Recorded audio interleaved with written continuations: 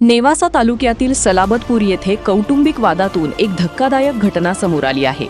पत्नीच्या त्रासाला कंटाळून एका विवाहित तरुणाने विहिरीत उडी घेऊन आत्महत्या केल्याचा आरोप करण्यात आला आहे।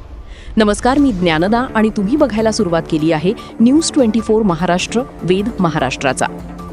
या प्रकरणी मृताच्या आईच्या फिर्यादीवरून सुनेविरोधात नेवासा पोलीस ठाण्यात गुन्हा दाखल करण्यात आला आहे।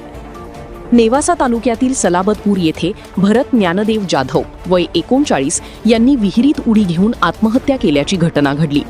या प्रकरणी मृताची आई मीराबाई ज्ञानदेव जाधव यांनी नेवासा पोलीस ठाण्यात फिर्याद दिली आहे। फिर्यादीत नमूद केल्यानुसार भरत जाधव यांचा विवाह सुमारे 12 वर्षांपूर्वी रेखा शिवाजी बोके रहा वाहेगाव तालुका पैठण जिल्हा छत्रपती संभाजीनगर यांच्यासोबत झाला होता। लग्नानंतर सुरुवातीची काही वर्षे संसार सुरळीत सुरू होता, मात्र त्यानंतर कौटुंबिक वाद वाढू लागल्याचे फिर्यादीत म्हटले आहे। रेखा बोके या गावातील बचत गटाच्या अध्यक्षा होत्या। बचत गटातील महिलांचे पैसे घेऊन त्या माहेरी गेल्यामुळे भरत जाधव हे मानसिक तणावात असल्याचे फिर्यादीत नमूद करण्यात आले आहे।